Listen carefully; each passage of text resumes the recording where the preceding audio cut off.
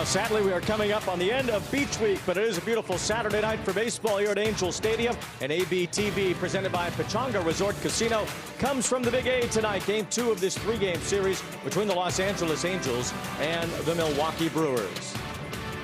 Alongside Mark Gubas, I'm Wayne Randazzo. Gubi, the Angels were supposed to have Jose Soriano make the start tonight, but in an act of prudence with the trade deadline on approach, Soriano will not be on the mound this evening. Yeah, Wayne, that's always a tough one, too. As a starting pitcher, you wait for that 5th day to go out there and perform and help your teammates win a game. It doesn't necessarily mean he is going to be traded. He's under team control for a few years, so that may not happen now, but he's thrown the ball so well this season, especially over his last 4 starts. If he is traded, he certainly will help a contender, the American League Pitcher of the Month, to start the year. And as you said, the last 3-4 outings have been a lot more like what we saw early on. Yeah, even talking to him today, the smile's still on his face. He's still ready to go out there and perform. He's still, in his mind, still an Angel. So when you mentioned those last 4 times out there, his knuckle curve is back. I mean, it's a dominant swing and miss pitch at 40% whiff percentage.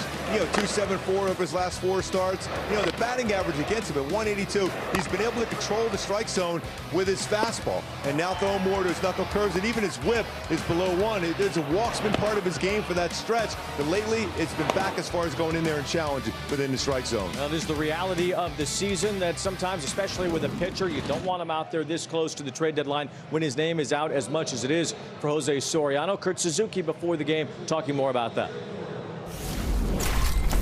He understands the situation, it's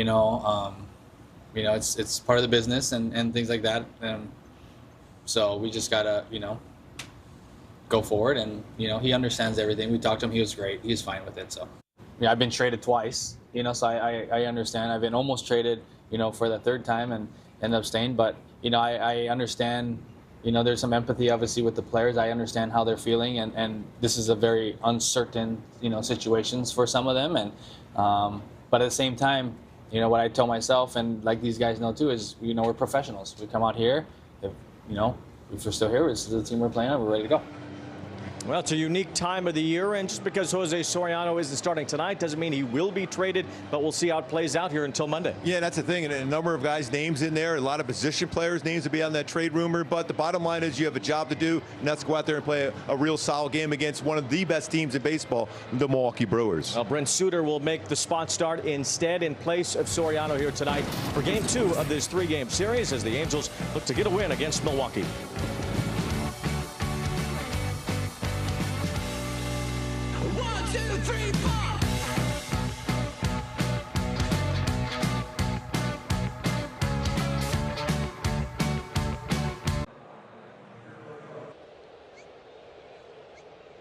Baseball on ABTV, brought to you by Hyundai. The Hyundai Getaway Sales Event.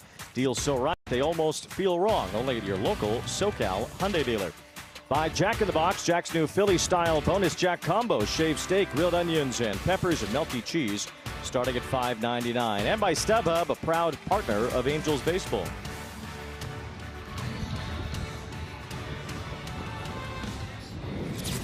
Time outside before the game. Looking like Brent Suter after the Reds clinched the playoffs last year. Always with that energy for Brent Suter, that's for sure. He's the right guy in the spot, knowing that, hey, all of a sudden, hey, by the way, you're starting this game. He's ready to take the baseball every single day. Well, this is what last September when the Reds clinched their wild card berth, and on he went. There's only one Brent Suter in the world. That would be wearing that Angel uniform right now. He is amazing. I mean, the thing is, too, he's done a nice job in this role, too. Overall, he's done a real nice job for the Halos this season. My go-to is for him to have a solid one in his opener position here today. Is that turn that changeup over effectively. That's such a good pitch for him, about 40% whiff percentage. To throw the timing off of hitters. He'll hold the ball for a couple seconds, boom, and then the other time a quick pitch. He never gives him a chance to get comfortable in the batter's box. And he's thrown the ball pretty well in his career versus the Brewers. This will be his 11th game. He's 15 and a third, and an ERA at 0.59.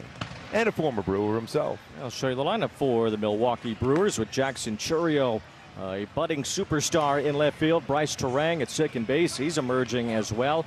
William Contreras behind the plate. They have good players. Yelich is the DH. There's the manager, Pat Murphy. Cooper Pratt getting a big contract just before his major league debut. The young shortstop for the Brewers, Luis Lara, who we saw last night, not in the lineup today. Jesus Mate is the #1 prospect in all of baseball. And, well, for Pat Murphy and the team that he says is full of underdogs, well, I don't know. These look like pretty good players to me. They're no longer, you can use that one anymore. No, they're not underdogs. And we'll see the Miz tomorrow. Yes. And the first pitch is ball 1 from Brent Suter as we are underway. Maybe there's one team that the Brewers feel like they're underdogs against, and maybe they'll get their chance against that one team again in the National League Championship Series. The Dodgers knocked them out with a 4-game sweep in the NLCS last year. And they're going back and forth as far as the best record in the National League. And entering today, 69 wins for the Dodgers, 68 for Milwaukee. Dodgers are playing now as well against the Red Sox. So there is certainly the opportunity here for the Brewers to go right back into that NLCS battle. As Churio sends one toward right, Joe Adell gets after it, makes a nice running catch. Yeah, good jump on that one by Joe Adell. Nice play defensively. Take a look at our Rotolo Chevrolet defense behind Brent Suter. And when you look at Von Grissom, he's played a number of different positions. He's played first, second, third. He's done a nice job overall just working all those different positions. We know he can swing the bat, but he's been solid enough defensively. Sean Noel next from Guzman, who's been really good at third base. Neto. Darno behind the plate. Siri tried. He said Joe Adell making a nice play on that well-hit baseball his way. Here's Bryce Terang, who cracked a homer yesterday as he takes ball 1. Corona, California's Bryce Terang. Well, that looked like strike 1. I know, it definitely was. Again. This guy's really emerged into a good player out of Santiago High School as he looks at a pitch that is correctly called a strike. Can run. He's a tremendous defender at second. Tremendous one. And maybe the best defensive second baseman in all of baseball. And now he's become a hitter, too. Hitting .271 on the year. He has 16 home runs, 68 RBIs, 61 walks. We see the 3 straight games with multi RBIs for Terang as he slashes one foul behind home plate. But this guy's the real deal. Yes. And at 26 years old, that's why when you look at the Brewer lineup, well, Yelich, the former MVP, but you see a lot of first-round picks. You see a lot of guys who are top prospects. You know, again, what Pat Murphy wants to say that this team is full of underdogs.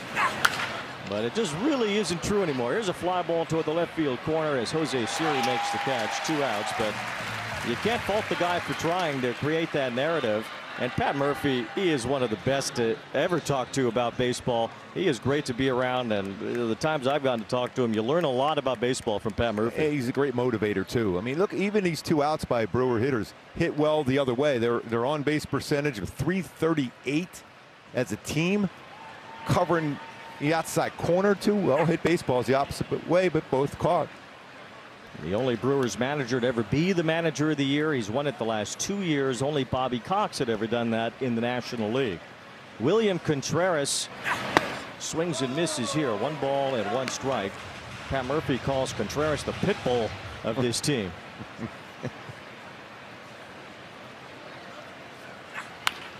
It's a little tapper towards second base. Von Grissom handles that. Brent Suter trying for some longevity here today. Works a quick 1-2-3, top of the first. Order tonight with Zach Neto leading things off. Then Mike Trout hitting second. Nolan Shonowell bats third. Solaire's the DH. Von Grissom at second base. Joe Adell in right field. Darno behind the plate. Denzer Guzman is at third base.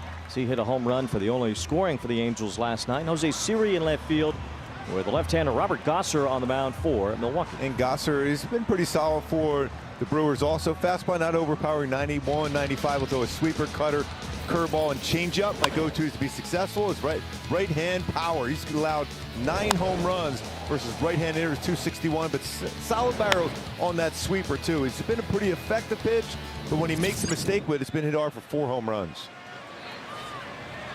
Zach Neto looking for his first home run in close to a month now. July 5th, his last one. Had a good cut at that first pitch. And he got a first pitch fastball, which he hasn't got a whole lot of those lately. I wonder what he'll get tomorrow against the Miz. He might get a fastball there.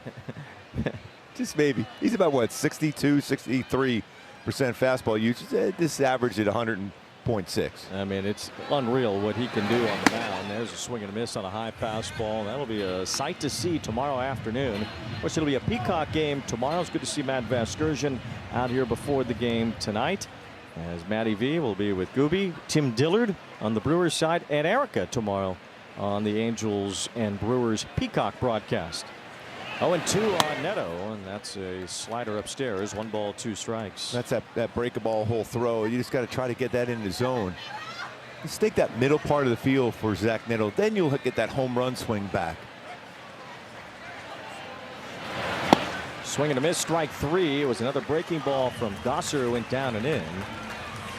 The Brewers defense behind Gosser. We talk about how good that defense can be. Ortiz over at third base. He's played a number of different positions, but he's been really solid there. Also, with 3 defensive runs saved at third, he's played short, second, and third. 2 double plays turned. This is a really good all-around defensive player, all around that infield for the Brewers. There's not a lot of holes on this Brewer ball club, as Mike Trout looks at a strike.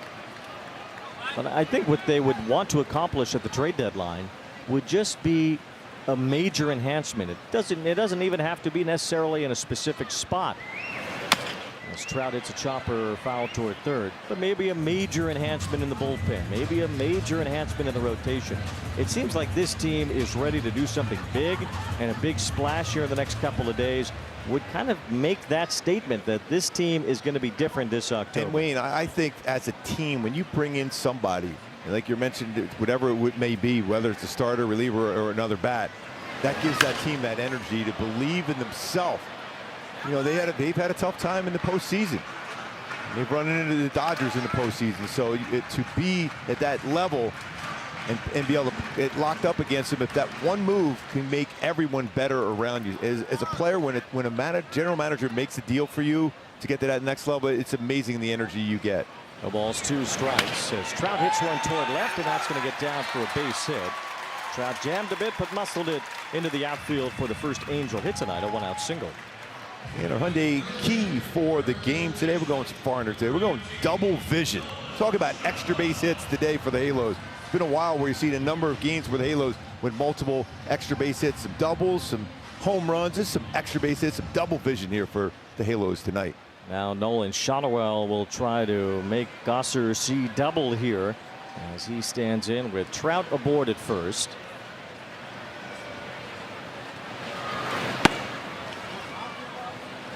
One to Shotwell, hitting .279. He has been red hot for about a 6-week period now. And he's up to 19 doubles on the season, which puts him only 2 behind Zach Neto for the team lead. That's a strike in there. Mark Wegner, the home plate umpire today, and the crew chief as well. And Drone, the same thing. They both have that ride on their fastballs, that true ride out of the hand. It just stays right to that same plane. It's not upper 90s like you're going to see consistently tomorrow, but it's still that plane that the fastball stays on. Gosser is from the Sacramento area, and he was a big fan of Barry Zito's when he was a kid. If you see any of that influence here necessarily in Gosser, but well, if you see that 4-seamer upstairs followed by that breaking ball, then you are seeing that. 1 ball, 2 strikes on Shotwell. Doesn't have that big hook of a curveball the way that Zito did. More of a sweeper than is compared to his curveball of Zito's. And Barry Zito with both Bay Area teams made an impression on all the young left-handed pitchers in that area. As Shotwell fouls that one back. Take a look at our StatCast 3D powered by Google Cloud. The pitch arsenal for him. And he mentioned that sweeper at about 27%, 4-seamer 25, the sinker 24, cutter and changeup. That's a real nice job of keeping that down. But you see that 4-seamer, he does run upstairs, and then he'll throw that sweeper down in the lower part of the strike zone. Now 2-2 as Shotwell fouls one back again, battling Gosser here, who's making his 12th start at the major league level this year. Last time out was good when he beat Colorado 2 runs in 6 innings. Had a nice outing against the Cardinals earlier this month. It's typically in that 5-inning neighborhood unless he's on a roll, and then Pat Murphy will push him. Good battle here by Shonwell. Count remains 2 balls and 2 strikes. Angels trying to win one on this homestand. They were swept by Houston. And Houston continues to keep on winning themselves. First place, Houston Astros. Beat the Rangers to take over the division lead yesterday, and they lead again tonight, 5-4 in the 8th inning.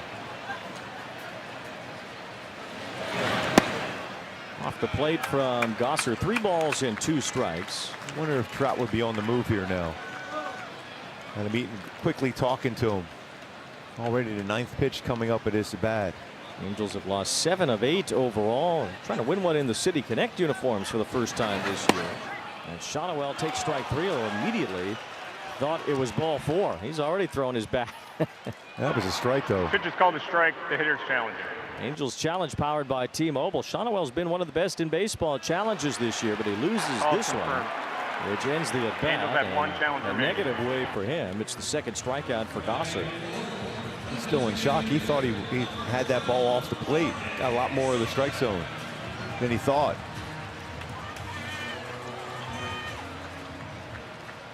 So with 2 down, the batter is Jorge Soler as he stands in as the DH once again, batting in that cleanup spot in the order.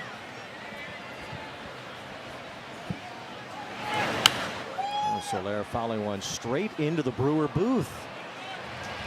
Just to our right. Was it caught? Vinny with the play. Oh, Vinny Rotino grabbed it? Yes. Wow. Nice one there. And he flipped you the ball, too. Your new co-host. Look at that, yes. I can see the marking on the bat. It's there from Soler. I think I said Tim Dillard earlier. It's Vinny Rotino working with Matt Gooby and Erica tomorrow. That's awesome play. Hope he does that tomorrow. Did he catch it on the fly? Yes. It was a nice, had some good loft to it. Yes. Any of us could have made the play. Any of us could have got out of the way. Yes, that too. That one's over Ortiz's head. See, you can't catch them all like that. This one down the left field side. Trout's being waved home. Chourio fires it to the plate. Trout is safe. There's not anybody better than Trout running the bases. I don't care. There's some guys that may be a little bit faster, but no one better. He really turned on the afterburners, cutting the corners of the bases. Yep. And scoring from first on a little soft liner that got over the 3rd baseman's head. That barely got over his head. And you don't even really see Trout at second base quite yet. But you see how far Chourio was playing in left center field, and Trout never slowed down. That corner he cuts, it's almost like doing a geometry test with Trout. Just go corner to corner, quickest route to the bag. So good at it. A tremendous effort by Trout to score on that soft line drive double down the line by Soler. Just hit it hard enough to get it over the head of Joey Ortiz at 3rd, and then Trout was on the go.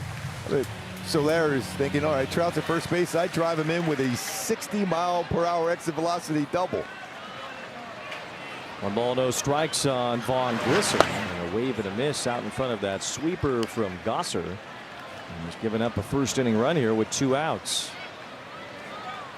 Well, exciting play. They said the triple is the most exciting play in baseball. Scoring from first. Especially on a ball where you don't see it off the bat happening that way.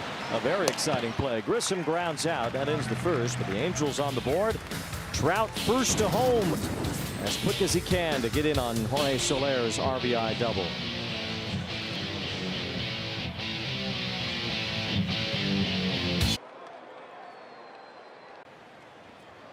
Welcome back to the Big A, where the Angels earlier today called the decision to scratch Jose Soriano from his start tonight a prudent decision with that looming trade deadline on Monday, less than 48 hours to go.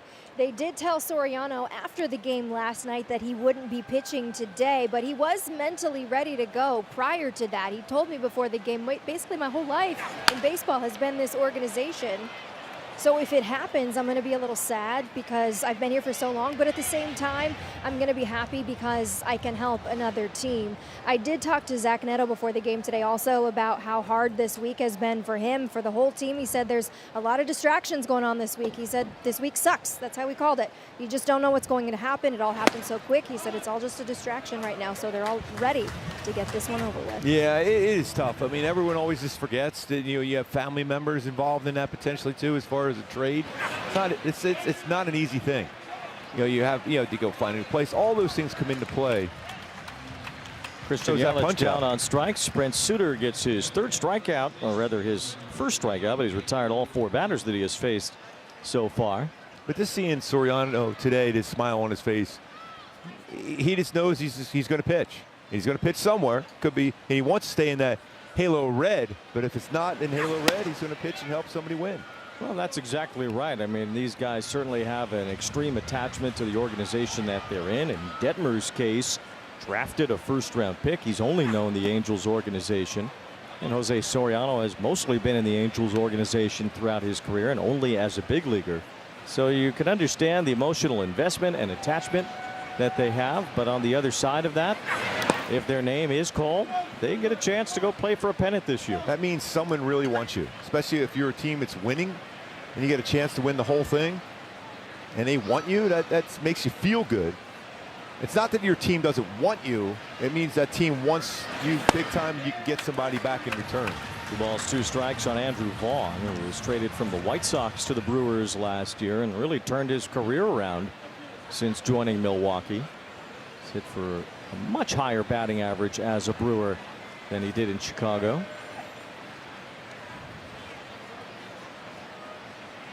Vaughn was a .248 hitter with the White Sox, .308. And now 129 games with the Brewers. Count is 3 balls and 2 strikes now on Vaughn. As you go back to his changeup, he kind of forced that changeup there. There's that quick pitch. And that looked like a strike. Missed for now, and no challenge from d'Arnaud. So it was off the plate, ball 4. And that is the first base runner for the Brewers. A pretty good take. Sometimes, though, because of that quick pitch, you're not ready to swing the bat. So Vaughn is on first, and the batter Jake Bauers playing right field. Sal Frelick on the injured list, so let's put Bauers in the outfield a bit more.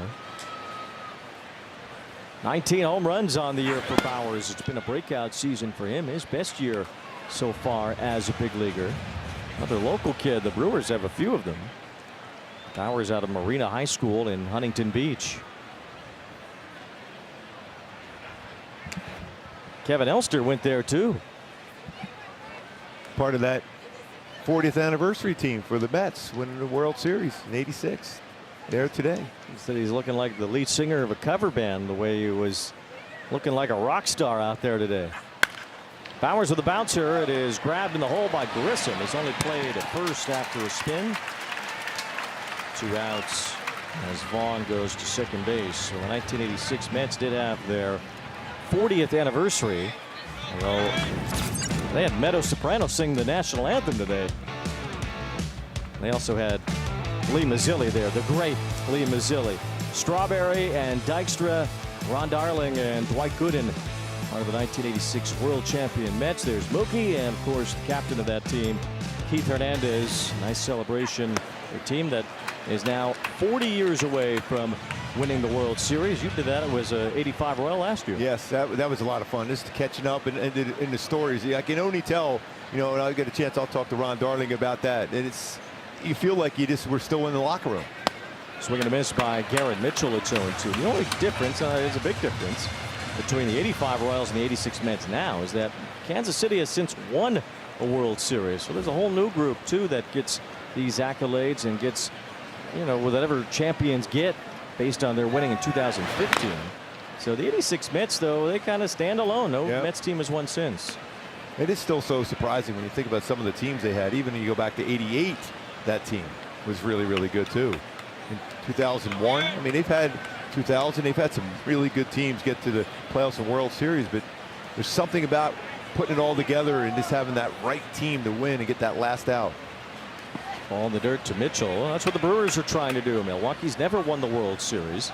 They haven't even been there as a National League team. They got there once as an American League team, and it was at the Angels' expense in the 1982 American League Championship Series. Even though Fred Lynn was the ALCS MVP that year, going 11 for 18. Don Baylor had a great series, but the Brewers pulled away at the very end to go to their first and what has been now their only World Series in franchise history. Another local kid at the plate right here now. Tell you what, he hit some baseballs on the nose. 109, 110, 109. Yes, back home.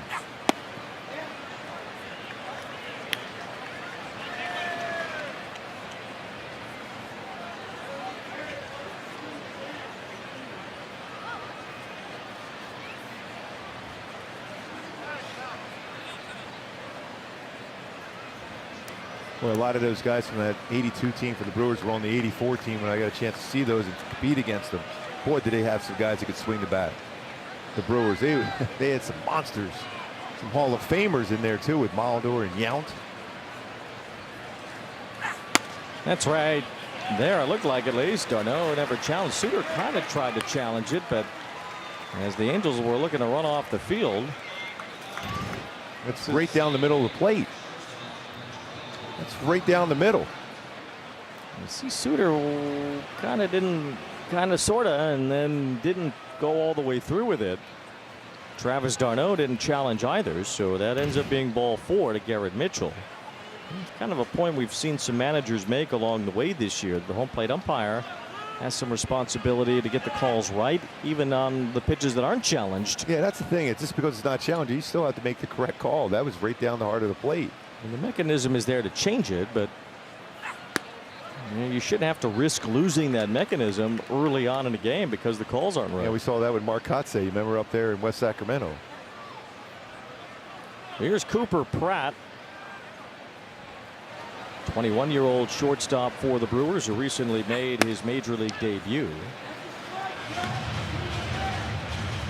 Given an 8-year contract worth $50 million at the beginning of this season, and well, the Brewers are paying him, so they might as well call him up. It's going to cost an extra 3 or 4, maybe 5 extra pitches for Suter when he should have been through the inning.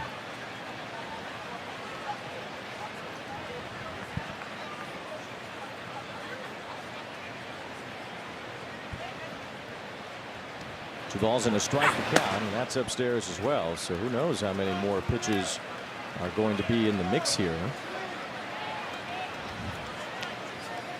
After that blown call from behind home plate. Extra work here for Suter with a count 3 balls and 1 strike. And that's ball 4 as well. So there's a walk after the 3-2 pitch didn't go Suter's way in the previous at bat to Mitchell. Angels didn't challenge it. Seemed like Suter wanted to, but didn't quite press the button on his hat. And now the bases are loaded thanks to 3 walks in the inning, and Joey Ortiz will be the batter. So Mike Maddox goes to the mound, and we'll get in the car with Hyundai. Enjoy your new car. Thanks, gotta run. Okay, bye. Deal so right, it almost feels wrong. The Hyundai Getaway Sales Event.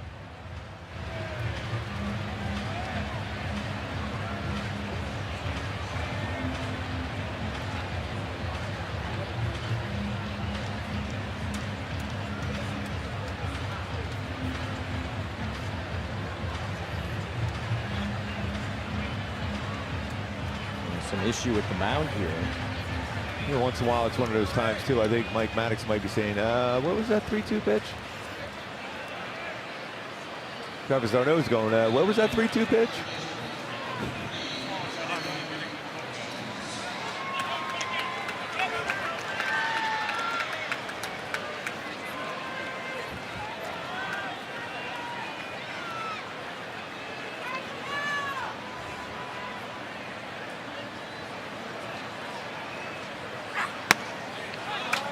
That's a strike, and it's 0-1 on Ortiz.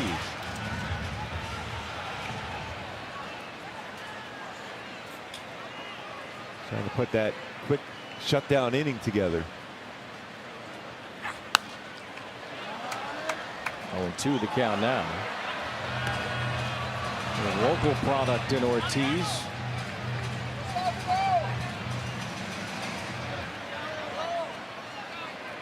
Another one of those solid all-around players for the Brewers. Play a lot of different positions, plays them all well. That's the thing with Milwaukee, like the Tampa Bay Rays, you better be able to play in a number of different positions and play them well.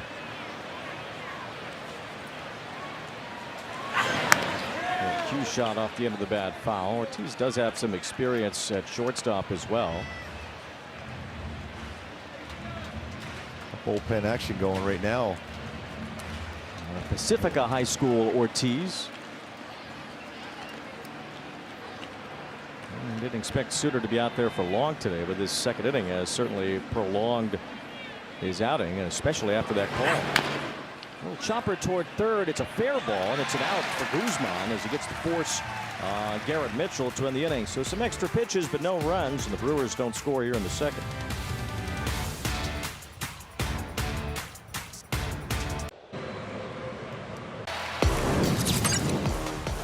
Locally brewed indeed. These are the players from around Southern California that are now on the Milwaukee Brewers. There's a ton of them. Yeah, it's impressive. Christian Yelich out of Westlake High School as well. Joe Adell leads off here in the second inning. I've said it often, Wayne. You're talking about high school baseball from down here in Orange County up to Los Angeles area. I mean, it's almost like minor league baseball. It's that good. It is so good. Well, there's every roster has guys that are on these high school teams that you mentioned or play college ball from around the area. Almost every, I would have to say all 30 teams probably do. The Brewers got to take that to another level, having 6. And the Angels did a good job, I thought, as far as the draft, getting a number of local kids themselves. They're going to help turn this franchise around. 2 balls and a strike on Joe Adell. We've seen Adell's name pop up in trade rumors. A couple of trades are happening as we speak here tonight, including the Atlanta Braves acquiring a right-handed batting outfielder.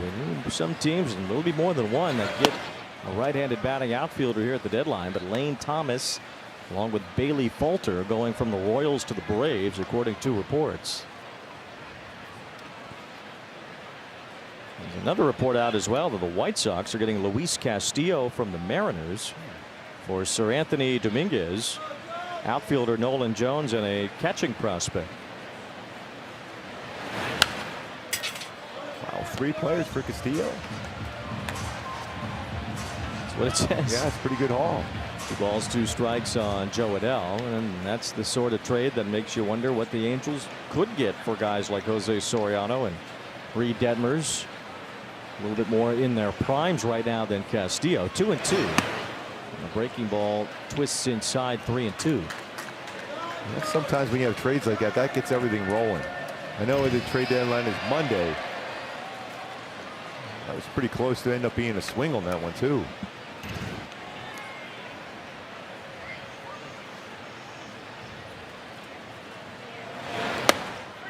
Looked good over the outside corner, and it is strike 3. So Adell goes down looking. 3rd strikeout for Robert Gosser. Backdoored that sweeper. You give up on it as a hitter. You think it's off the plate, and he brings that around and catches the corner.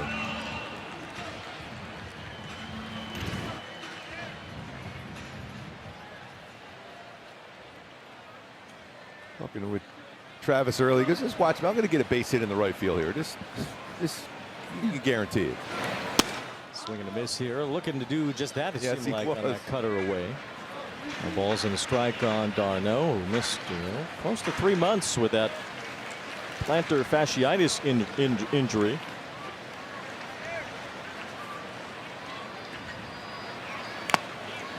By the way, the Astros beat the Rangers again today.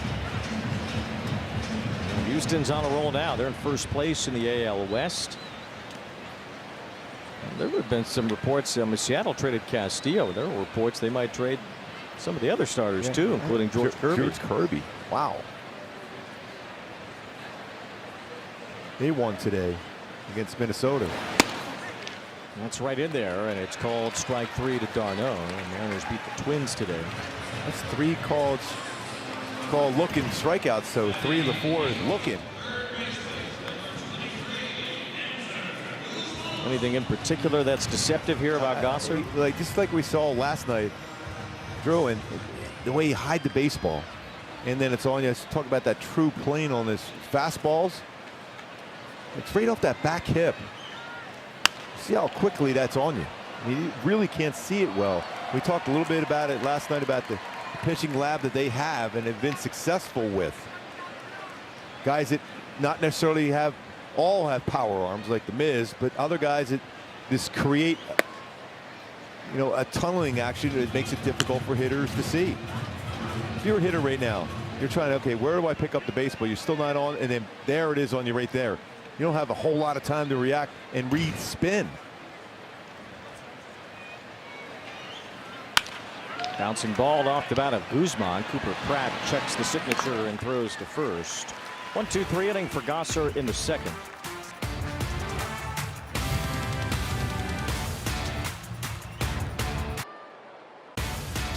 Angels baseball on ABTV, presented by Pechanga Resort Casino. By Villa Ford of Orange. Step up to the plate and drive home a winner today at Villa Ford of Orange. And by Chili's Big Crispy 3 for Me, the best $10.99 you can eat.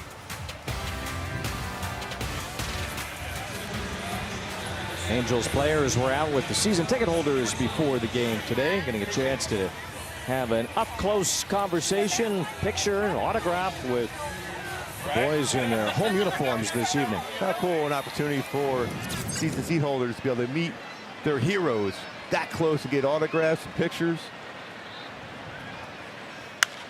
Jackson Chourio, it's a fly ball to the right field corner, foul and out of play.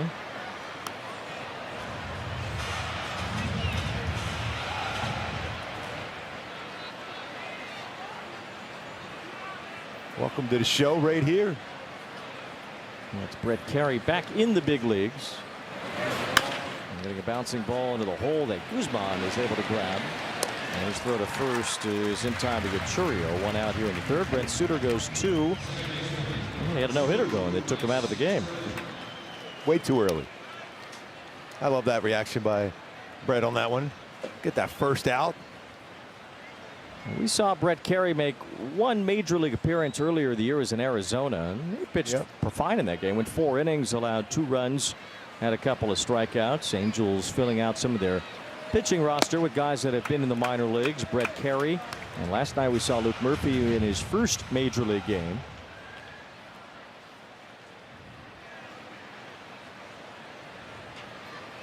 The ball's in a strike on Terang. This is the home debut, at least for Carey. It was a 5th-round pick in 2021. Murphy was also drafted that year, so a couple of those pitchers in the pitcher-only draft that have been added to the major league roster. Remember that good changeup we saw before. Great arm action on it. 1 ball, 2 strikes on Terang. Luke, what a job. That first strikeout against a really good hitter to get that first punchy. Murphy worked a scoreless inning in the game yesterday, didn't give up any hits, had that strikeout. Remember Carey's major league debut. He saved the bullpen that day back on June 17th against the Diamondbacks. Terang held his swing there.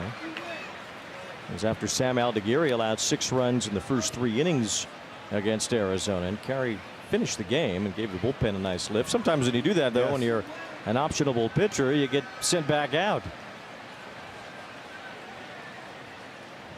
3-2 on Terang. A little number foul in front of home plate. Just mixing and matching with his fastball between his slider and his changeup.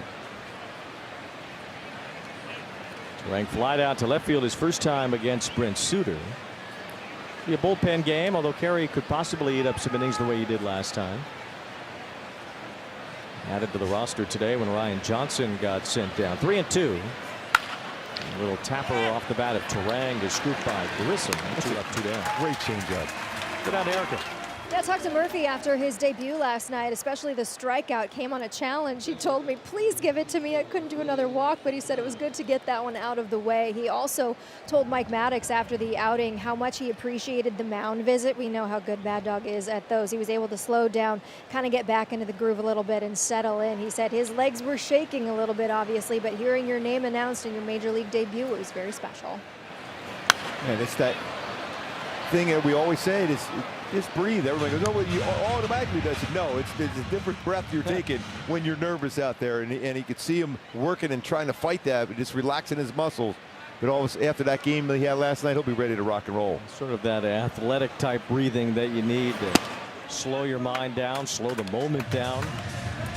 Strike in there from Brett Carey. What about this situation, though? It's not his first major league game. but it's his second, and he hadn't had one in 6 weeks, so those same nerves kind of apply here. Absolutely they do. You can see that's why that ground ball right to Guzman, he made the play. He's kind of gave a little bit of a fist pump there. That way you can relax yourself. So here I am, I'm back. It's the home debut for Carey, and again, the last time it was nothing that he did wrong necessarily. He just ate up a lot of innings, and the Angels needed to get another pitcher in there. Line toward the middle. Neto can't quite reach it. It's a base hit. Yeah, that curveball just a little bit more of the plate than he wanted to. Here's a chance for second base now as Trout's throw. I guess the tag was missed. Grissom went for the tag on a diving William Contreras. And even though the tag looked like it was down, I guess it didn't touch him. The runner's safe. That's what they do. They hustle. They press the issue. Even a catcher doing that, 17th double. You see, the tag was there, except it just wasn't on the body of Contreras. It wasn't there yet. Kind of a blind tag from Grissom, who got out there too early.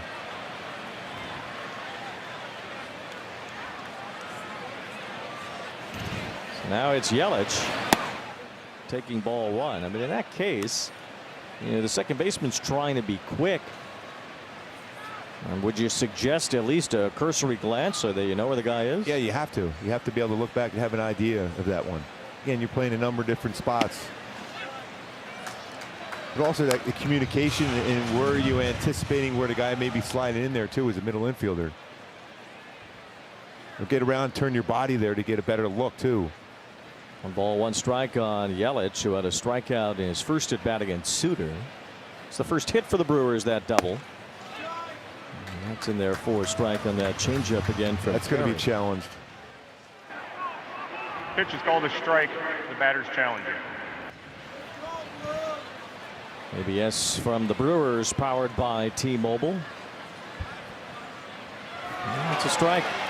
Called confirmed. Milwaukee has 1 challenge remaining. Well, both teams have lost a challenge early in this game on similar pitches. At least similar spots in the strike zone.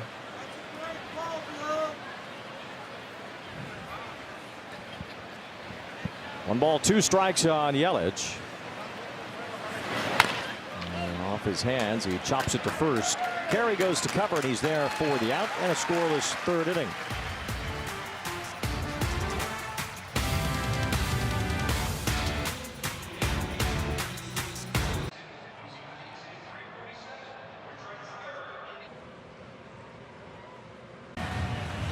They call him Big Papa, you know. Yes, they do. The first 25,000 fans Friday, August 14th against the Royals will get a Zach Neto t-shirt. Courtesy of Picari Sweat. Visit angels.com/promotions for more info. For Zach Neto, would you say that blowing the bubble is the signature Zach Neto pose? Oh, I think the pose he has after he hits a home run off a Scooble or DeGrom is much better. Yeah, that could be up there too. Jose Siri. Kind of a couple of notable Neto poses. Definitely that one. But also, I think that when he's making that play up the middle where he grabs it and he spins and throws, kind of that let off of the throw. The end of that, the pose of the follow through, would be up there for me. Yeah, he's entertainment. He's got an edge to him. Plays hard. And loves playing this game. Well, who wouldn't? Maybe just the eye black itself. Yes. As part of the Neto signature series. You could probably have 3 or 4 Neto t-shirts if you wanted. Well, I think I'd love that. Well, all of them on your birthday, which is August 14th when the giveaway is happening. 0-2 on Siri, leading off here in the 3rd against Robert Gosser. Swing and a miss. Fastball right by him. 5 strikeouts now for Gosser. Not a big strikeout guy, but he's racked it up early on here. Most he's had in a game this season is 7, which is also his career high, so he's only 2 behind that. Already 5 already here with just 1 out in the 3rd. Here's Neto, who is one of those 5 strikeouts. First time through the order for Gosser, racking up those Ks. See if it stays that way the second time around. Neto hits this one sharply, picked by Pratt with a backhand and a strong throw. That's a strong throw. Well, Pratt is ready now as a defender. That's why they feel comfortable giving him that money. Not a huge contract, 8 years and $50 million, but it's a long one, basically through Pratt's 20s. And if he's going to be that kind of defender at shortstop, well, it'll be worth it in and of itself, even whether he hits or not. Though they think he'll hit. How strong that arm is. He's a big guy, too. Yeah. I mean, Ripken-esque in terms of his size at shortstop. Kind of when he walks around and stuff, it looks like Corey Seager a little bit, but obviously Seager from the left side. See if he grows into an offensive player. How much the Brewers even care if he does. Ultimately, I mean, they want him for his defense, and they believe that the offense will get there. I mean, he threw at Neto by a lot. I mean, that ball was hit at 101 off the bat, but that's how strong his arm is. Bouncer toward the middle. Pratt won't get to that one. Hit too hard by Trout. It was 2 for 2 now. 2-out single here in the third. And that baseball was hit real hard by Trout. 109.6 miles per hour off the bat. Got some good numbers in his career versus the Brewers. Not a lot of at-bats, but this one is a real solid swing. Hit on top of that baseball. It's a by Pratt on that one. Coming into the game was a 370 hitter. 2 for 2 today. 22 for 56 now. Ball 1 to Shonowell. Shonowell struck out his first time.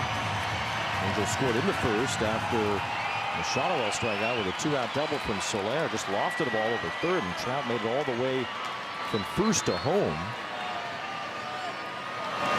On the ball that I don't even think made it halfway up the left field line. No.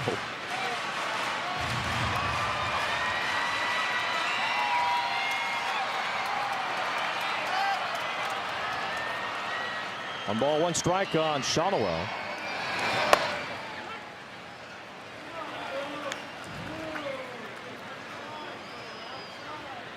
It's almost the exact same spot he challenged that last at bat. And it was a strike this time also.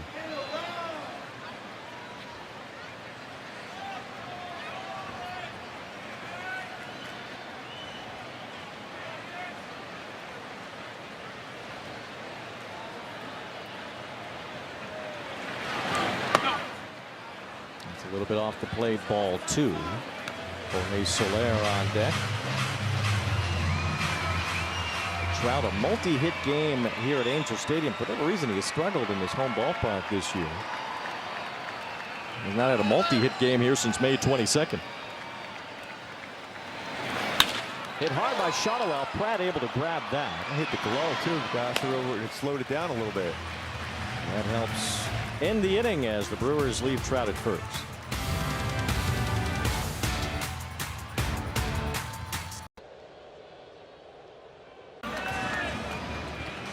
Take a look at our Kia player profile, and the Angels pitching staff racking up some punch-outs lately, 8 or more in 10 straight games. Franchise record was a few years ago, 14 in a row. Angels had exactly 8 in the game yesterday. We mentioned it throughout the Houston series. The Astros don't really strike out that much, even more than they used to, but still not that much. And they struck out over 10 times in each of those 3 games. Andrew Vaughn leads off here in the 4th inning. There's been certainly some improvements overall on the pitching staff. Starting side too. I mean, Maddox has done a real nice job of helping develop some of the younger guys like the Sorianos, the Detmers, and obviously Urania. I mean, they have been unreal, in my opinion. He's a bouncing ball to third base. Stinzer Guzman will show off his arm to get Vaughn. 1 out here in the 4th inning. It's a titanic pitching matchup tomorrow. I mean, Walbert Urania has been extremely impressive in his rookie year. And, you know, maybe you need some all-star games and awards or what have you down the line to get the marquee to say your name. But if you think about what kind of pitcher Walbert Urania is and who he's been to this ball club this year, facing Jacob Mizorowski tomorrow, that is a marquee pitching matchup. Yeah, there's not many you think about so quickly how good it is. Jake Bauers feeling good this year. That's his 20th home run. That was a missile off of Kerry. And another home run here at the Big A for Bauers. Did it yesterday too. Almost similar spot. So the hometown kid out of Huntington Beach It's his 20th home run now. 38 extra base hits.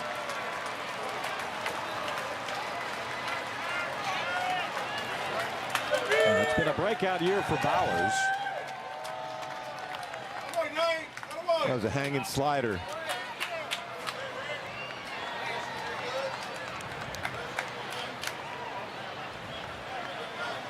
Bowers never had a season in the big leagues where he hit more than 12 home runs until this year. Now he has 20, and there's still a couple months left.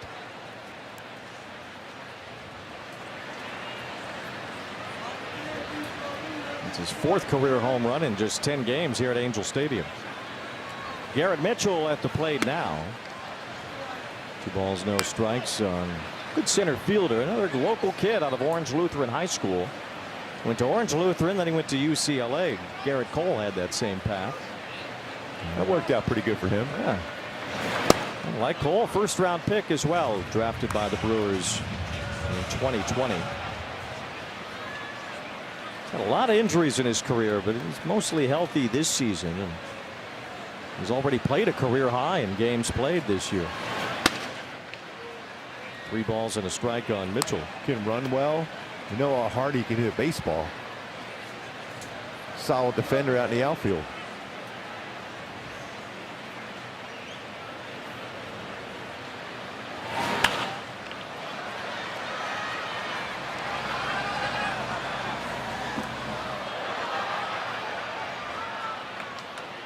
Count 3 balls, 2 strikes on Mitchell, who had a walk in the 2nd inning. It was his walk that prolonged. I don't know if Brent Suter would have pitched another inning or not, but certainly wasn't going to after that walk to Mitchell, and would look like strike 3. That left Suter out there for about 10 extra pitches that the Angels weren't going to push him beyond. Real nice job by Brent Suter today. Continues those good numbers against Milwaukee. Swing and a miss, strike 3. Now that was a good changeup from Brett Carey. Yeah, the arm action was perfect. It's his 1st strikeout tonight, and that's the 2nd out of this inning. After 4 outs on the ground, he gets his first punch out. How far out in front he was on that one. That's just a great pitch. The arm action was there. 81-mile-an-hour changeup. Pretty good separation of speeds between his changeup and fastball. About 11-12 miles per hour. Now 2 outs, and it's Cooper Pratt grounding one foul past 3rd.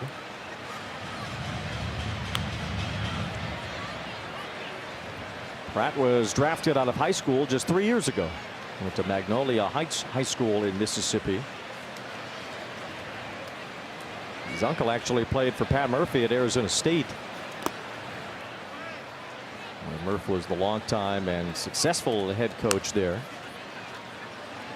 And he's been quite a successful major league manager now as well. Yes.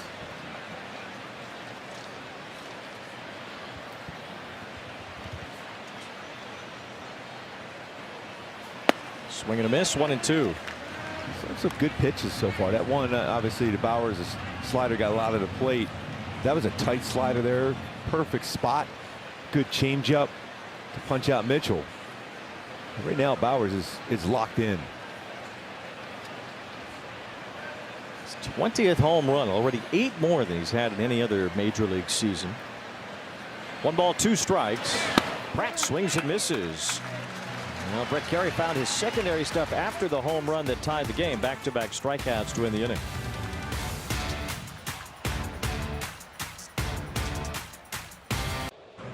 On Peacock tomorrow, and it will be a pitching matchup to tune in for. Robert Urania on the Angel side, and the Miz, the incredible Jacob Mizorowski from Milwaukee. I mean, 2 incredibly gifted young pitchers, and it's going to be a lot of fun watching those guys go out there and compete. If you're a hitter, you better get a good night's sleep. Or just stay home. Yeah. Ball 1 to Jorge Soler. He got heat exhaustion. Mizorowski, 185 strikeouts, leads the majors, has a 158 ERA, which leads the majors. He has a National League Cy Young Award, all but locked up at this point. I mean, just incredible numbers for him. You go over the last couple starts for Urania. I mean, every pitch he was throwing was about 100, 101.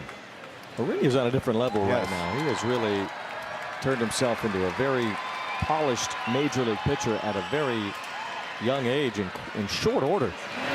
Not that Mizorowski hasn't. Where he was last year in A-ball to where he is now, he made that jump up to AAA, but he knows exactly what he needs to do on the mound, and now his sweeper has gotten a lot better. We know how good his changeup is, but he's feeling real comfortable challenging with his sinker now. Sinker's been great. His four-seamer all season has been good, but his sinker of lately has been really, really solid. It'll be a challenge for the Brewer hitters, no question. It'll be a good challenge for him facing a team that's in first place and has the kind of record that the Brewers do. 2 balls, 2 strikes on Soler. Backs off that fastball. Mizorowski, by the way, since May 1st, has a 0.93 ERA in 14 games. That's not right. That's just not right. He's averaging almost over 9 strikeouts per start this season, as Soler couldn't hold his swing there. That's another strikeout for Gosser, who has fanned 6. This has given up 10 home runs, so it looks the best way to be able to score against him is get that one mistake over the plate and see if he can connect. If you get the barrel to his fastball at all, he's creating power for you. Well, 6 of those home runs have come in his last 5 starts, so especially lately he has been allowing the long ball a bit more. Hasn't pitched much since the All-Star break. Brewers have kind of eased him in since the break. And thinking about the long term, I mean, he's going to have to be their ace in the postseason. So I'll be surprised if he doesn't go 7 or 8 tomorrow. 1 ball, 1 strike, no matter how he looks. He had that 15 strikeout 1-hitter against the Phillies earlier this year. I have to say that's the best pitch game of the season. Yes. By anybody.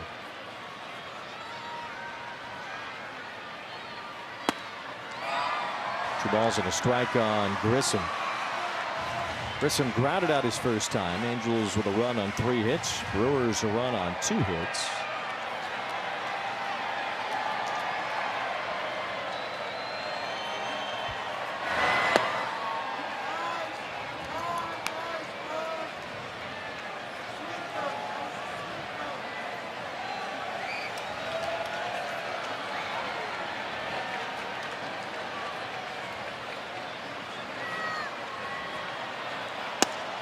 There's ball 4, so Grissom is on. First walk issued by Robert Gosser tonight.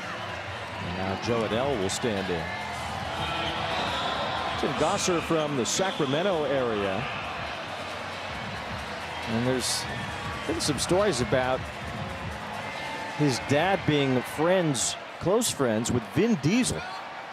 So Vin Diesel would sometimes show up to young Robert's Little League games. Was he Fast and Furious then? There's a fly ball to right by Adell. Moves Bowers over toward the corner as he backpedals to make the catch. 2 outs here in the 4th inning. I wasn't actually really able to find a lot of corroboration online about it. But from what I understand, the Brewers broadcast has talked about it before. And well, Vin Diesel would be. I don't think he's here tonight, though. Why wouldn't he come tonight to see? He's got to be here tonight. Let's get him here. I thought he was a kind of a Hollywood guy, yeah? Yes. Vin Diesel? Yes. But I don't see him. Doesn't mean he's not here. Big and strong as he is, we would see him. 2 outs with Travis d'Arnaud at first, or rather at the plate with Grissom at first.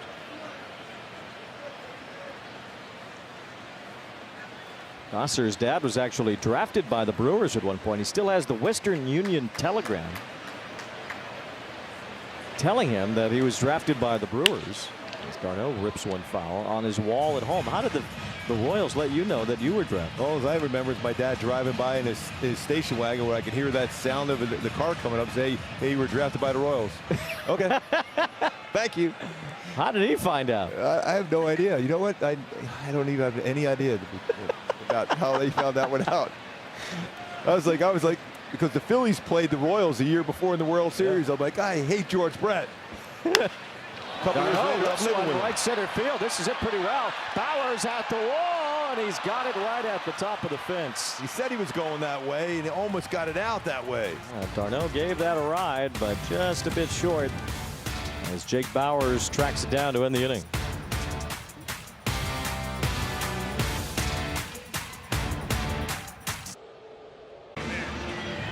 The Diamond and the Gridiron collide Sunday, August 30th. Joe Adell football jersey. Hut. You making a play? Yes. You're one of the first 25,000 fans to take home your own Joe Adell football jersey, courtesy of San Diego County Credit Union. Visit angels.com/promotions. What? Joe Adell, his dad played football. Yes. He was drafted, I believe, by the New Orleans Saints. So there is certainly some football in his family. Well, that way he went over that wall for that third home run robbery. You know he had that football player mentality to bring back that third home run. There's a strike to Joey Ortiz. Did you play football at all when you were a kid? Yes. What position were you? I was a tight end and a defensive end. And I really didn't love football all that much. The fly ball to right as Adell camps under that. How come? I like basketball. Actually, basketball was my number one. I love basketball the most, and then baseball. It was difficult playing all three in high school. Those rough and tumble Philly kids, they'll knock you around, though. Yes. Breaking my thumb my freshman year playing football, that kind of set me back. I said maybe I won't continue to keep playing. Yeah, you don't want to have the injuries pile up on you at a young age like that. And not when you've broken about 7 bones in your body at that point. Yeah, you don't want to do that anymore. It's a contact sport. Oh, yeah. I've never broken a bone ever once in my life. Do you know that? I'm in the no broken bone club. Oh, you're not. Yeah. No, I know I'm not. You got sugar bones over there, breaking 7 of them. Yes. Erica, you're in the no broken bone club? No broken bones over here. I got these both we covered. just jinxed ourselves. I know that. I got these all covered. We're going to trip on a curb in Baltimore and like break a toe or something probably. They'll just leave us there. Oh. Exactly. Oh, yes.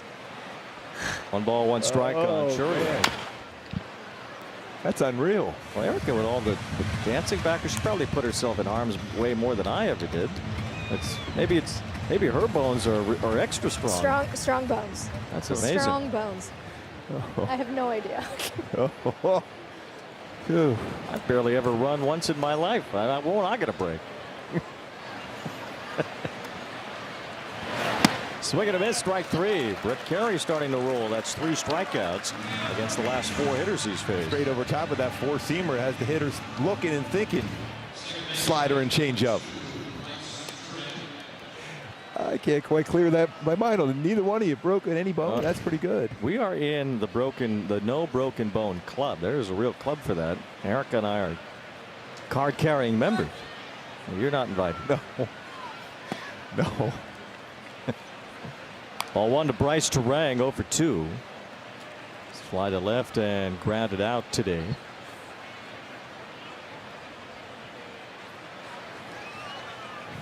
Feels like my chair broke a bone since last night. That's a little lower than it usually is. You are. I'm going to post you up. You know I like basketball. What happened in here yesterday? Usually I'm a little higher than this. I can't get the chair to go up. This is all it's got. So this chair is not in the no broken bone club. No. That's for sure. Down goes Frazier.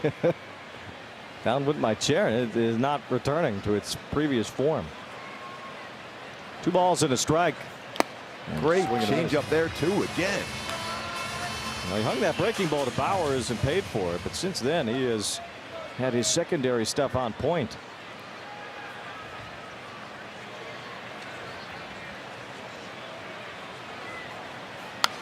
Terang with a defensive swing stays alive.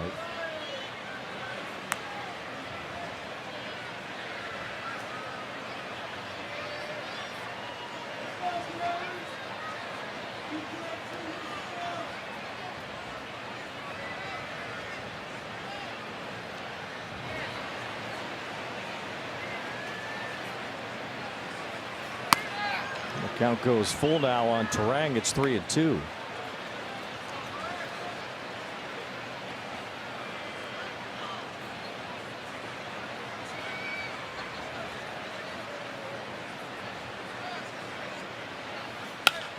Turns on it. It's a right at Shotwell at first. So Brett Carey has retired 5 in a row. 1, 2, 3, 5th.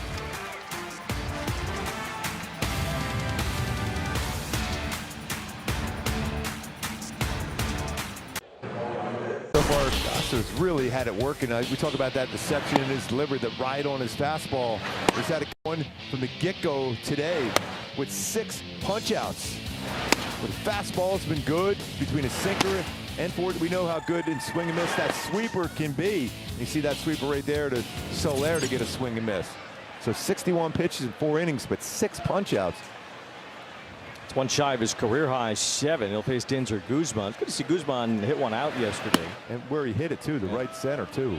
We know he has power, and he is the guy who was an accomplished hitter in the early part of the year at AAA.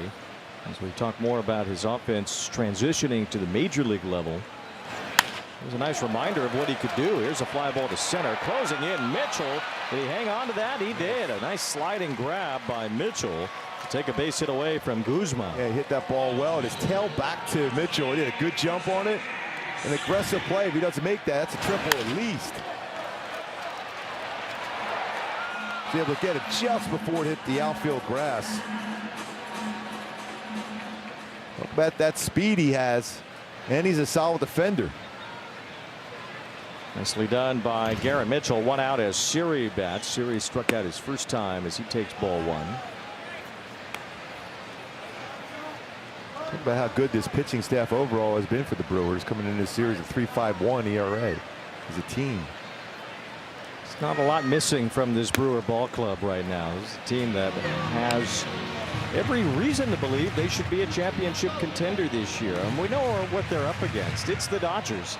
It's the team that has loaded itself with all this talent, these MVP award winners, the guys who are going to be in the Hall of Fame someday. And that's what Pat Murphy's talking about when he says he feels like the Brewers are underdogs. He means against them. They have Shohei, they have Mookie Betts, they have Freddie Freeman, they've got Blake Snell. You know, Yamamoto was the World Series MVP last year. That's what Pat Murphy's talking about, that it still feels like a group of underdogs, a group of guys that are this little engine that can trying to go and knock off the big bad Dodgers. Siri with a liner toward left center, and that's a base hit. Bottom line in those series, especially the short series, it's a little more difficult because you just never know. Even a 7-game series, you just don't know. But having the Miz at game 1 gives you a chance, a strong, healthy one. And that's why you think that the ability to fortify the rotation is the best way to go for the Brewers at the trade deadline, because that will help them go toe-to-toe the best. They already have Mizorowski, and Kyle Harrison's had a good year, but it's really his first good year in the major leagues.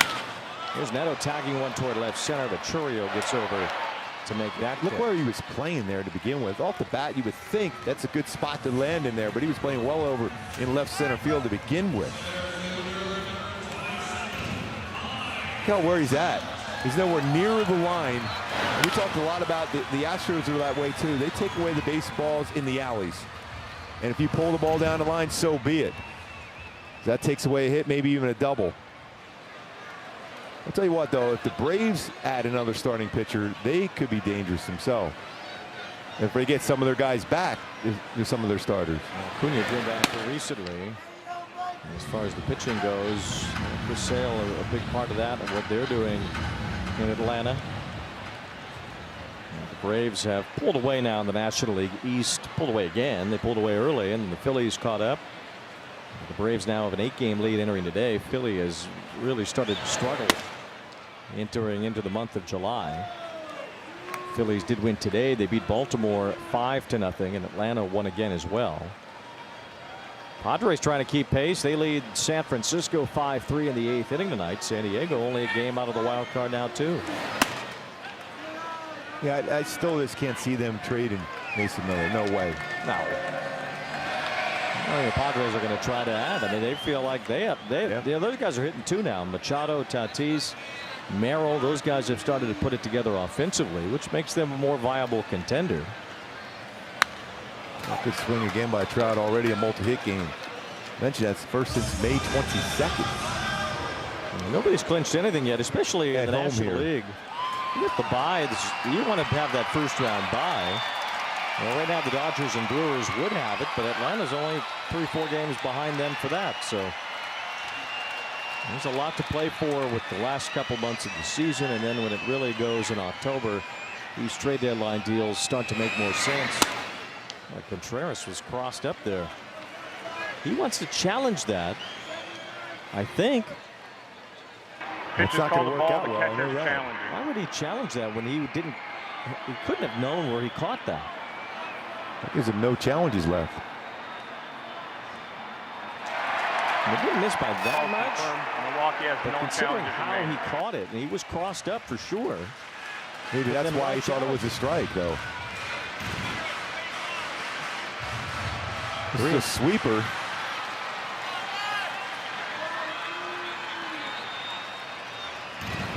With all that movement, there's no way to really be able to tell.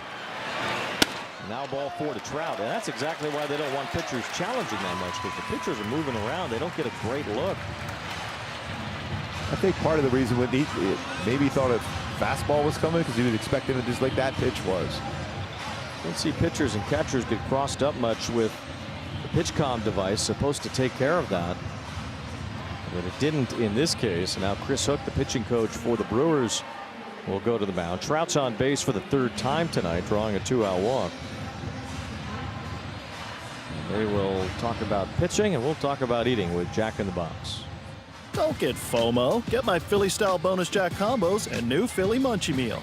Welcome to Jack in the Box. A chance for the Angels to reclaim the lead. They scored in the 1st inning, but they have not scored since.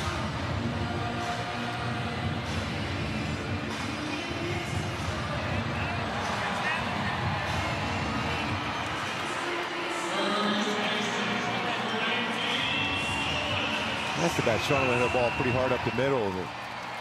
Gossert slowed down to Pratt make the play at first base.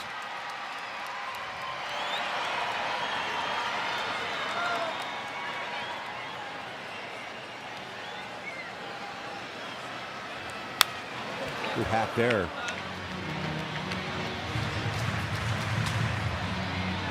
They're playing him to hit the ball the other way. The Brewers in the outfield. More so the pole in the infield.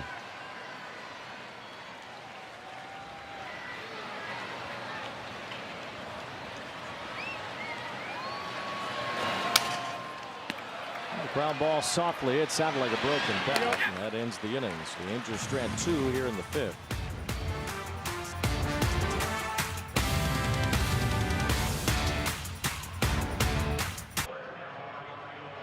Family Sunday, and kids run the bases. Sunday home games through August 30th. Visit the Gate 4 Courtyard. Fun activities. Stay after for kids run the bases. For a full list of Family Sundays presented by Yakult Probiotic Drink, angels.com/promotions. It's a great hat right there. How about that one? Oh, it's tremendous. I like that one even better. That'd be perfect for you in your chair right now. I could flip it over and sit in it. There's a fly ball from Contreras to right field. And all the way to the ball, really carried. Yes, it did. As Joe Adell makes the catch out on the warning track. Did not look like it was headed that far at first. And ends up being caught by Adell on the track, 1 out. I mean, hit pretty well, 98 miles per hour off the bat, but they just kept drifting. Oh, warm night again.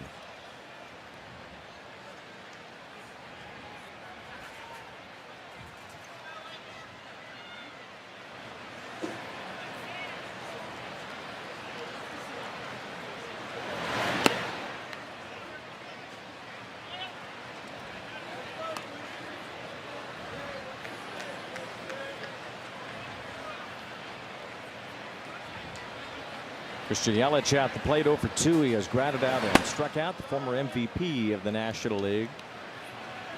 Yelich had a tremendous year last year.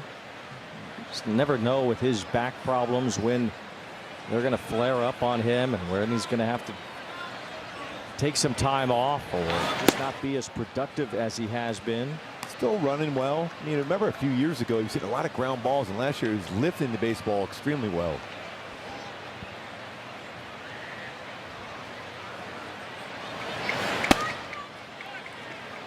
Three balls and a strike now on Yelich. Talked to Pat Murphy about Yelich. He cannot say enough good things about this 3-time All-Star.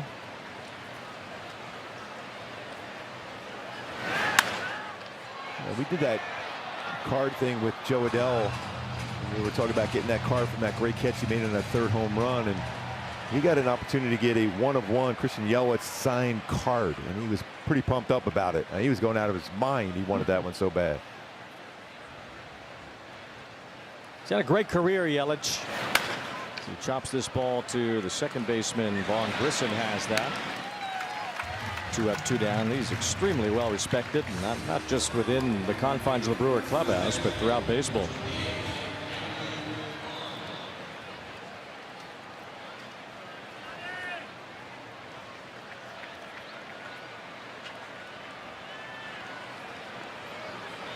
So 2 up, 2 down, and now Andrew Vaughn, who drew a walk earlier.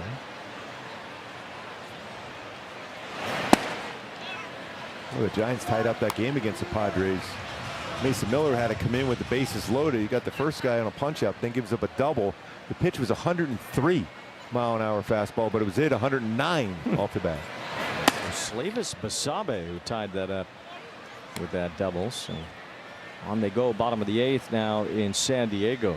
We were talking about against Mizorowski tomorrow. If he just makes some contact with the barrel as hard as he's going to throw, he'll create that opportunity for a lift and go a long way.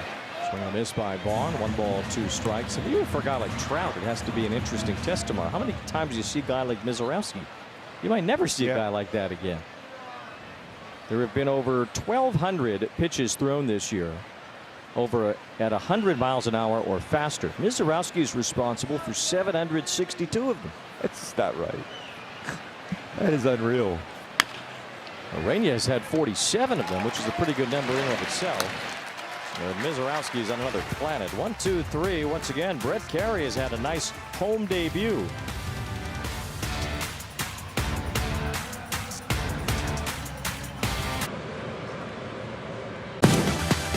Robert Gosser has had a good performance tonight. 6 strikeouts. He's allowed just 1 run. I mean, you can see by that tunneling actually how difficult it is to read out of the hand between the sweeper and the 4-seam fastball.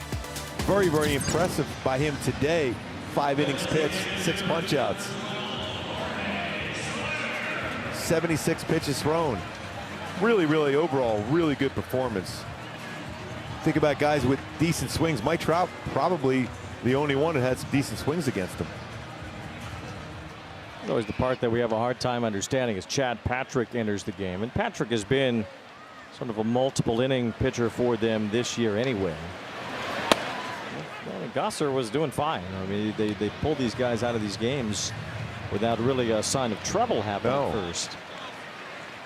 76 pitches for Gosser, 5 innings, threw the ball well, and now Patrick is on here in the bottom of the 6th. Jorge Soler with a count, no balls and a strike. Fastball firm, 94, 96. Cutter and sinker. Contreras wanted first to a challenge, but they don't have any left, so then he appealed and he got the strike that way. Got the slider, change up, and splitter too. Let's see if he went. Yes, he did. Patrick's just been kind of an odd man out in their rotation.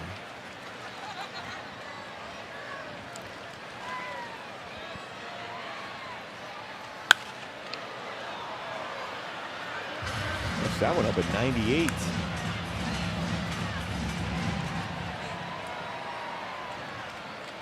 Made 23 starts last year. He's made 6 this year, and then the Brewers kind of pushed him into this role where he's more of a swingman than just your average starter. 1 ball, 2 strikes. Doesn't always pitch more than 1 inning, but often does.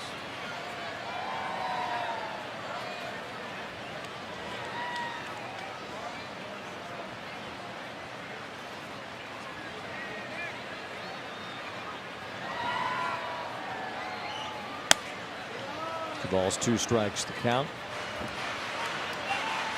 Patrick from Northwest Indiana, which could be the new home of the Chicago Bears. Which I'm sure will make you really happy, won't it? Everybody, I think, in the Chicago area will love that. 2 balls, 2 strikes on Soler. And a foul tip for strike 3. Went out here in the 6th inning. Soler has the only RBI for the Angels tonight, but has also struck out twice. That's that great base running by Mike Trout to score first base on that little blooper over Ortiz at third base.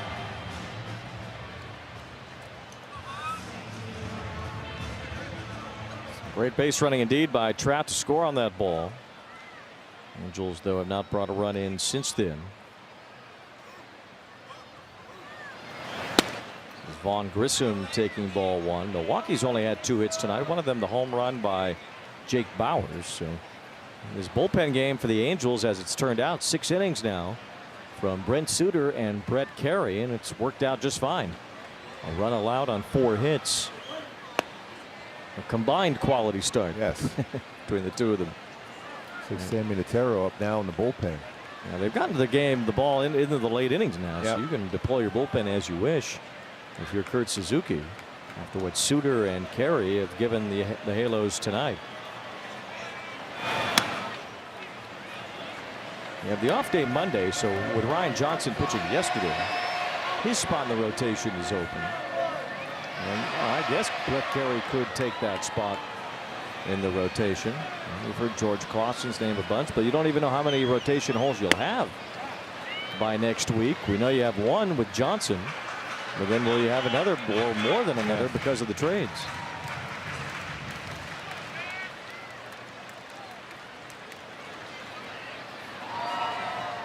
Two balls, 2 strikes on Grissom. We're seeing a lot of them happening today, so that usually means you can see a few more overnight into tomorrow too. Yeah, the action is definitely picking up. That was a strike too, but no more challenges. Carey, by the way, 17 starts for AAA this year, so he's certainly in a position to take a spot in the rotation after pitching well, this time and the last time. There you go. Grissom fouling one straight back. You had that all really easily. I read it well off. Yes, you did. I knew exactly which way to duck. Yes. The guys Levery's going, come on, Wayne, let's go. They thought it was in the booth, that it was over too far. Here's a bouncer up the middle. Pratt trying to range, grabs it. And his throw is on target to get Grissom. That's a great throwing arm along with that range. So 2 outs. Yeah, for sure, this is up the middle too. The range and then how strong his arm is. Well, I kind of feel like I let the Brewers guys down now by not stretching out for that left. We have about 8,000 different things around in our booth that could deflect in here too. That's always comfortable when you catch one off the ricochet. Yeah, it makes it easy. Ball one with Joe Adell. The Brewer guys, they were one to see me triumphantly with the ball, and we didn't have a ball. Oh. Strike one to Adell. Fly to right his last time.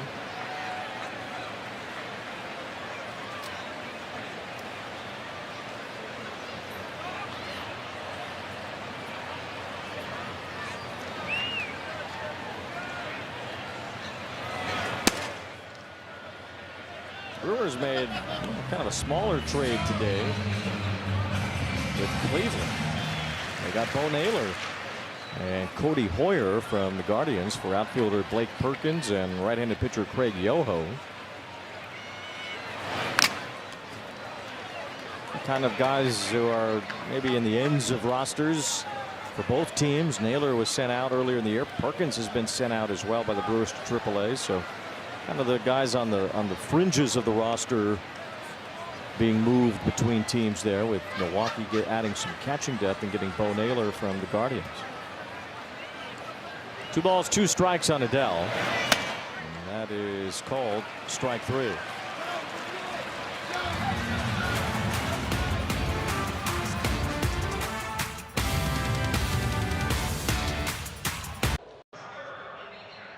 In Orange County, this long ball in the 4th inning earlier tonight, had one last night too.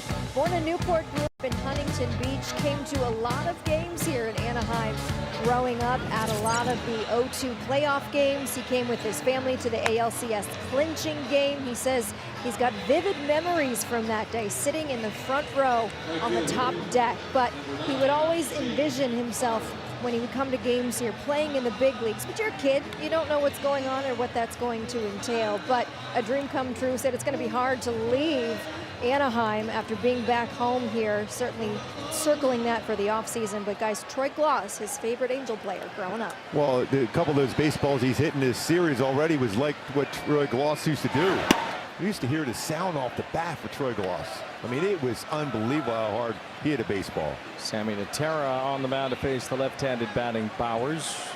Garrett Mitchell on deck as well. So Natera draws the left-handed portion of this Brewer lineup. Before we get to the right-handed batting Pratt due up third. And Natera's done a nice job as a rookie reliever for the Angels this year. Swing and a miss here, 1 ball, 2 strikes. That's when he's starting to get a lot more depth in his slider too. His fastball's been good. It's been touching 94, 96, but his slider's had some good depth to it.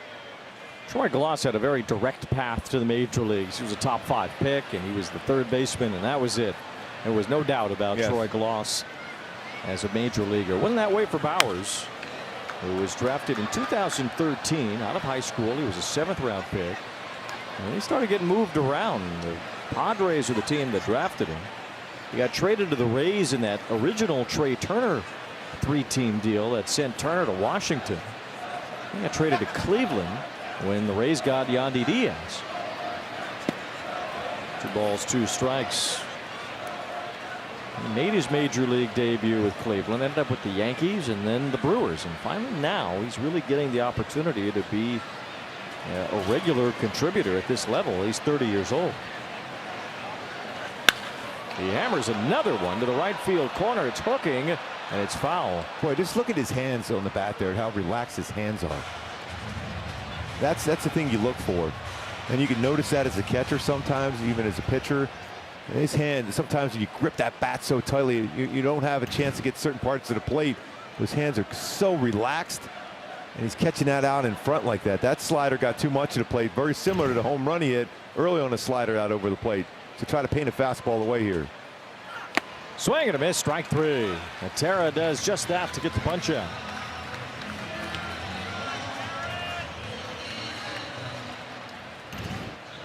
Perfect spot. Just gets it by him upstairs. Outer half of the plate. Left-handers are now 3 for 33 against Natera. With 16 strikeouts, he has totally shut down lefties. The righties haven't done much either. Chance to talk to his dad today. So proud of his son. Down on the field.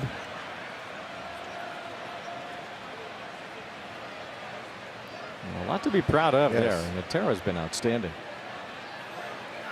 He's given up only 9 hits in 75 at bats overall. That's a 120 opponent's batting average.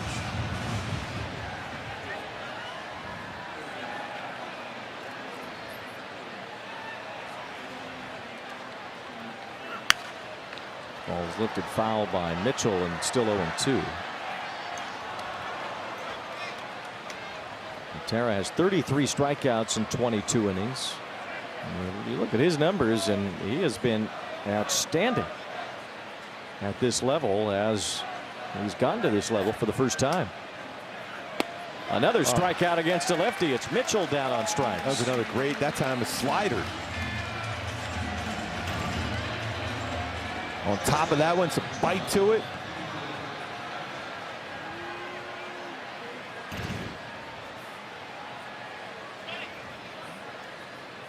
So 2 outs. We'll have our Hyundai 7th-inning stretch coming up. Swing and a miss by Cooper Pratt. 97 upstairs. 97 now. Pratt has walked and struck out today.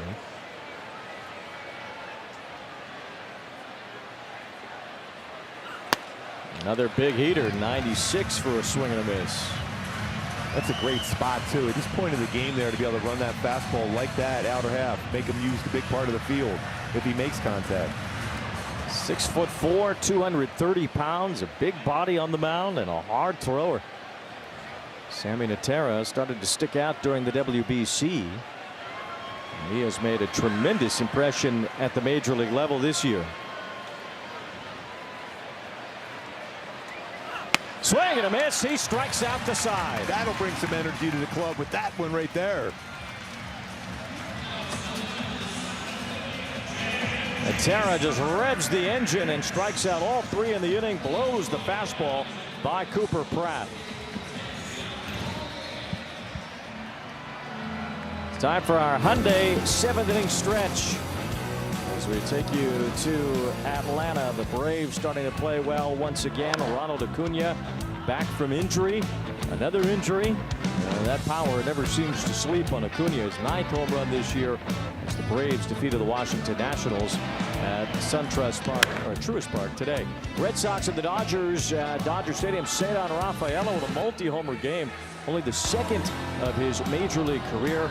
Game still ongoing at Dodger Stadium tonight. Rafaela taking Yoshinobu Yamamoto deep. They closed it out, the Red Sox. They did. Yes. Chapman. Well, he's been amazing throughout his career. The all-time reliever strikeout king. Aroldis Chapman getting the save there to 3-2 win for Boston. With Mark Ubiza, I'm Wayne Randazzo. Well, the Angels scratched Jose Soriano. They've gone with 3 pitchers in his place, and they've all done well. And the bullpen's been great. Suter set the tone. You know that energy he brings. But Natera Jr., what about that? 3 punch-outs in 1 inning there. Nasty. Nicely done by Natera, Suter, and Carey tonight, trying to preserve a 1-1 game right now. It's our 7th inning stretch presented by Hyundai.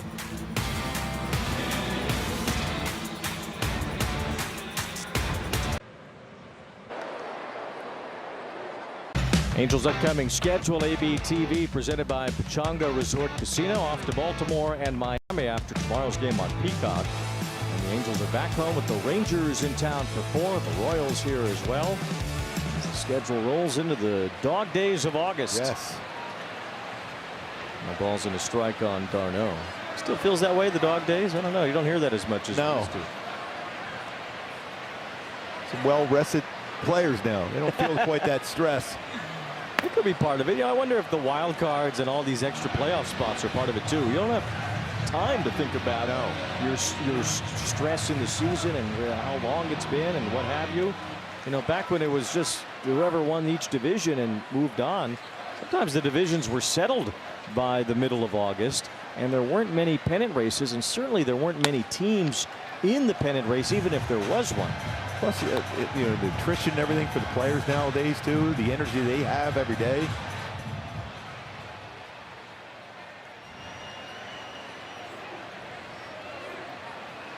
1 ball, 2 strikes on Travis d'Arnaud. Almost ball really well last time up. A long fly out to right field. Also has a strikeout today. Talk about the Angel pitchers with 10 straight games reaching 8 strikeouts. They have 7 now tonight after Sammy Natera blew by the Brewers in the top of the 7th inning. There's another strikeout from a Brewers pitcher, and it's Patrick getting his 3rd, 1 out. Pretty sharp cutter there, too.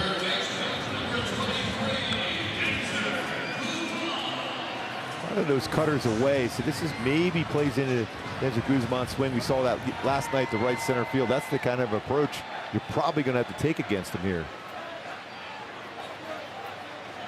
1 away, and Guzman stands in. He does go that way and lines a base hit. So Guzman looking to right field more the last couple of days. Homered out to right center yesterday. And now has a base hit to right in the 7th. And good speed there, too. You see what he was trying to do. Wayne is just trying to go that other way. He makes a good contact with the barrel.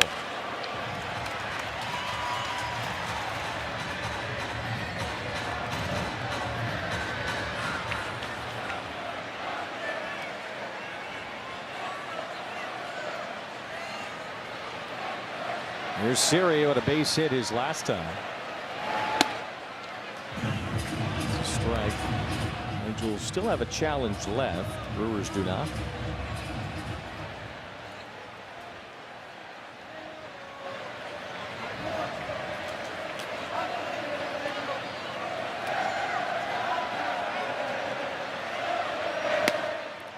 Serio chases a cutter that ran away. No balls and 2 strikes. This is the 2nd inning of work for Chad Patrick after Robert Gosser went 5. Not easy to steal against, too. 9 stolen bases, but 9 caught in his career, 3-3 this year.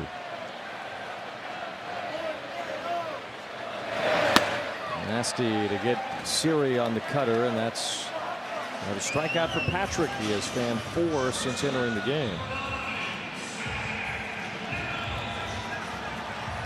Zach Neto will be the batter here with 2 outs. Rosser, by the way, the 290th time this season a starter has gone 5 innings while throwing 80 or fewer pitches and got pulled from the game. Most that's ever happened was in 2022. Could be a new record this year. Swing and a miss.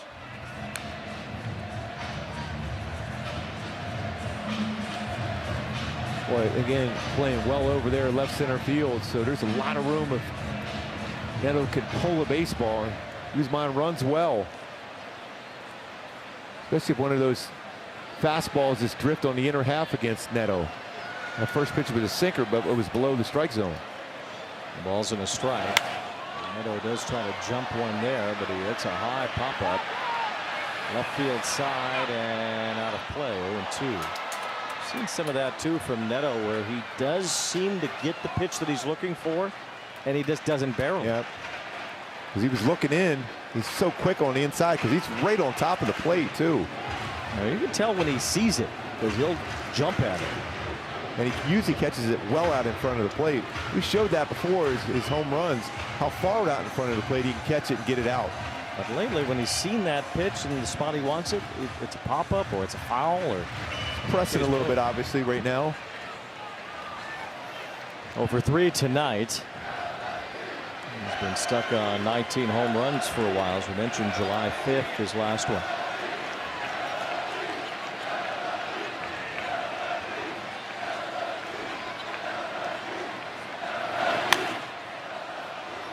Oh, you're ready again, Wayne.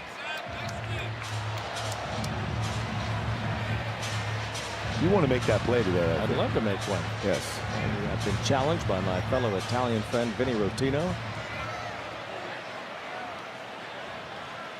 He made a play earlier. Yes, he did.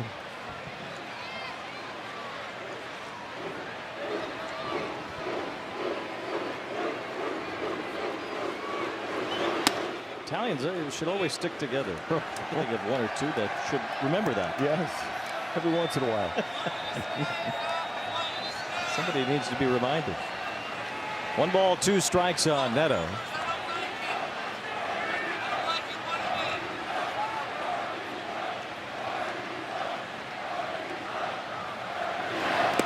That ball bounced in there. Check swing though, and he went around. Strike 3. So Neto couldn't hold up as Patrick records another strikeout. He's punched out 5 in the last 2 innings.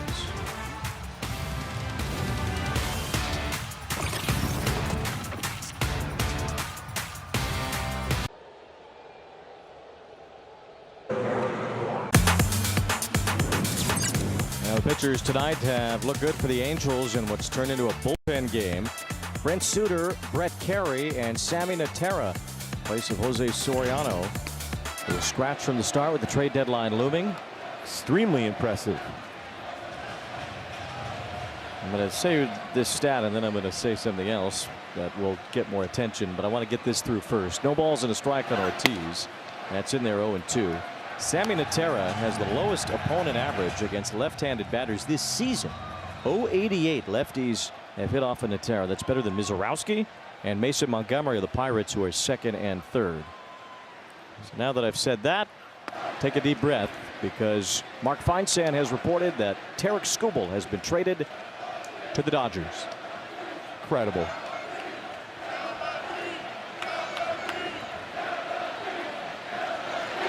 Tells you that Shohei might not be pitching a whole lot here in the end.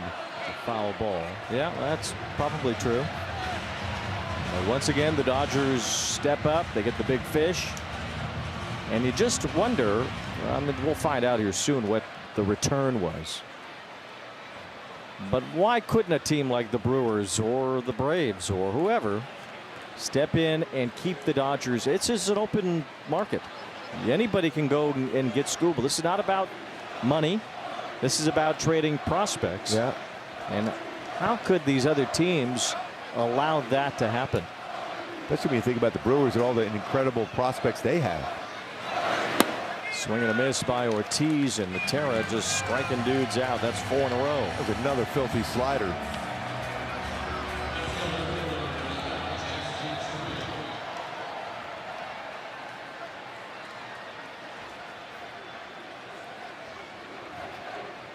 Mark Feinsand of MLB.com. Jeff Passan is reporting that it was Zaire Hope, River Ryan, and Brady Smith, 3 prospects for Skubal going to Detroit. We've heard about Hope and we've heard about River Ryan. The Dodgers aren't the only team with prospects, and they aren't the only team with top 100 prospects that are in the mix. So how can they do? And they don't even trade their best prospect, which is DePaul. Yeah. So how does this happen? Why would teams just allow the Dodgers to swoop in and do this? I don't get it. Zaire Hope is the number 25th ranked prospect in all of baseball, and he was the highest one traded. River Ryan 68th, using MLB pipeline. I mean, to their credit, the Dodgers, they wanted to get Skubal, and they went out and got him. And Brady Smith not even the top 100. So they traded the number 25 prospect overall, number 68, and a guy who's not even in the top 100 to land Skubal. It feels like that's a deal other teams could have made. Yeah. 3 balls and a strike on Chourio. Well, how crazy is the market going to go right now? Yeah, now starting it's off. pitching. Yes. It's off now. Yes. The Band-Aid's off. Skubal's gone. And John Mozeliak said the other day that he didn't think Skubal's market affected the other markets anyway because the Angels pitchers are controllable. But now I think it does cause for some desperation perhaps from other teams because the Dodgers are the team that landed Skubal.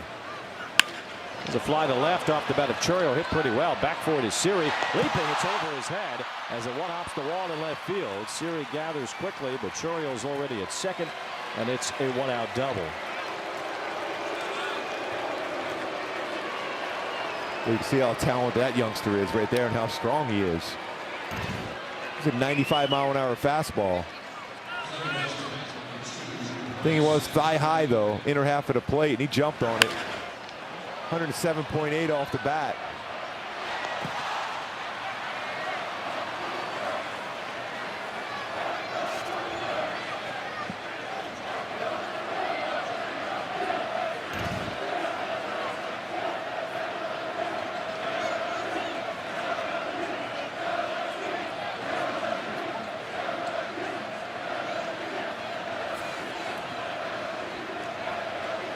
Got to keep an eye on him at second base here, too. Lefty-lefty matchup with Terang at the plate. It's ball 1 from Matera. Mercedes-Benz covers every base. The Brewers steal the most bases going back to 2024 of any team in the major leagues.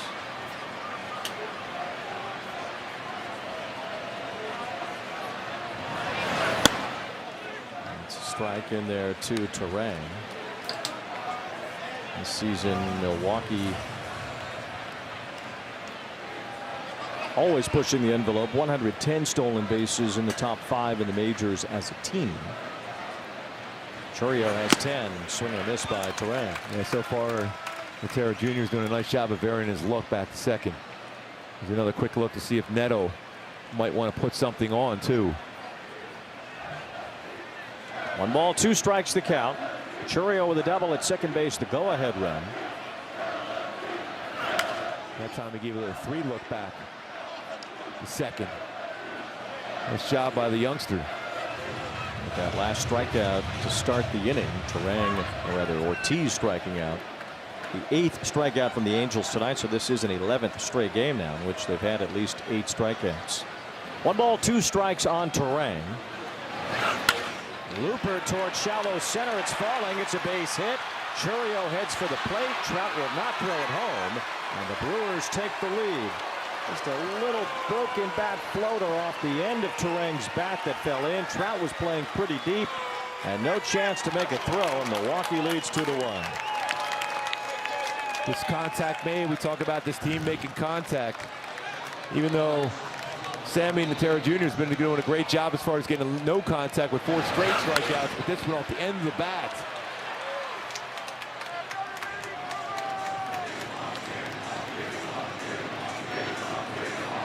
Oh, just the 4th hit allowed by Natera to a left-handed batter this year. That one didn't have much on it. Terang floats it in. Chourio comes home, and the Brewers up 2-1 now. Mike Maddox on the mound as we hear from Kia.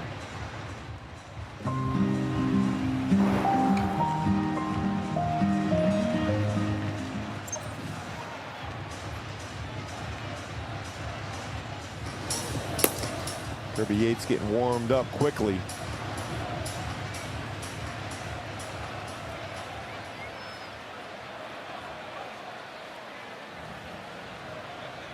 William Contreras at the plate here, and Natera struck out the first 4 batters that he faced consecutively.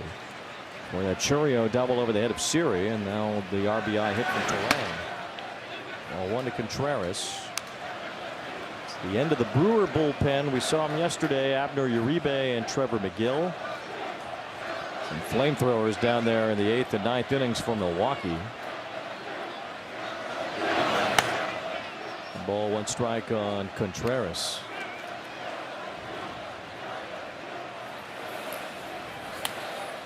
There is Uribe.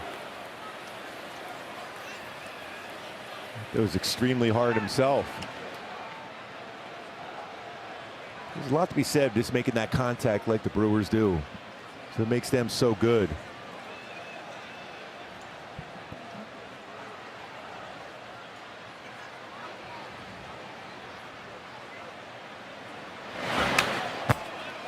Ball 2 strikes Contreras, or 0-2 rather.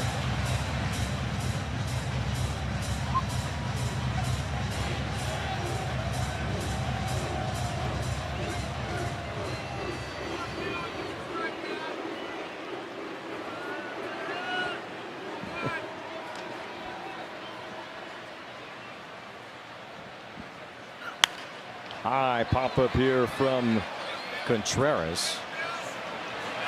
Neto, Grissom wasn't sure that Neto had it at first, but Grissom took 2 aggressive steps toward Neto, but he had it all along. 2 outs. He's just making sure, you never know when Neto maybe letting it drop and making that play at second. Never know. So 2 down to the batter now. Yelich, who is 0 for 3. 2 ground outs and a strikeout today.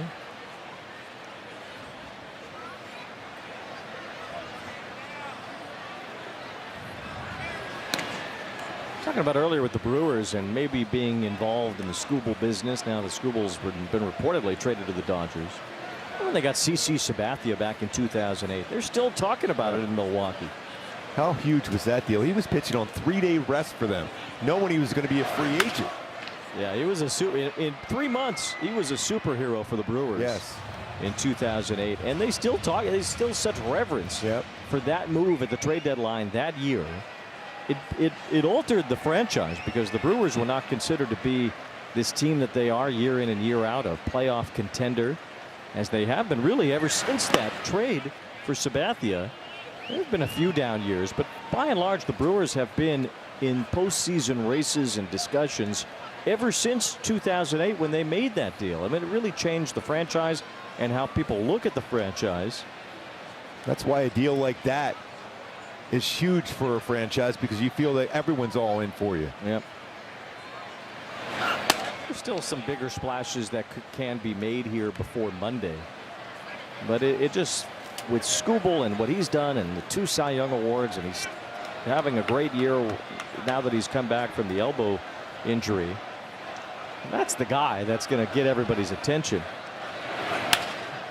There's a little broken bat fly ball to the left field side, and that's foul. Well, Sasaki after the game the other day said, "No, I could pitch out of the bullpen in the playoffs." It's almost as if they anticipated that happening, because you got Blake Snell coming back, Tyler Glasnow coming back. I mean, there's only so many spots in a rotation. And that's exactly when the guys you just mentioned, and they were going to get a starting pitcher probably no matter what, if Shohei especially is not going to be a big factor for them in the postseason as a pitcher. But if you have Mizorowski and Skubal, up against Snell and Glasnow and Yamamoto and whoever else the Dodgers could have gotten. That sounds a whole lot more formidable than Mizorowski and then the next guy in line in the starting pitching market against Skubal, Glasnow, Snell, Yamamoto. I mean, the Dodgers have just completely loaded up for a three-peat with one move. Broken back grounder off the bat of Yelich to end the inning. The Brewers take the lead on a base hit by Bryce Terang.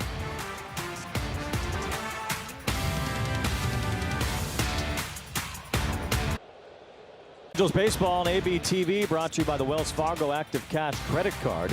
Earn unlimited 2% rewards on cash purchases. Terms apply. And by the OC Healthcare Agency, your mental wellness resource.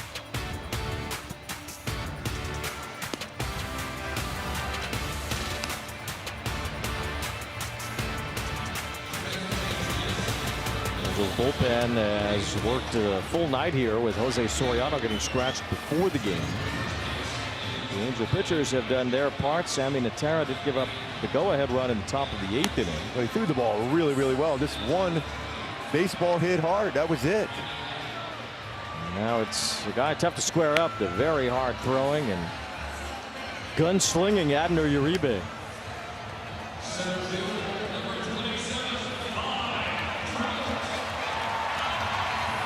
Brewers fortifying their defense a bit with Jake Bauers moving to first base, taking Vaughn out.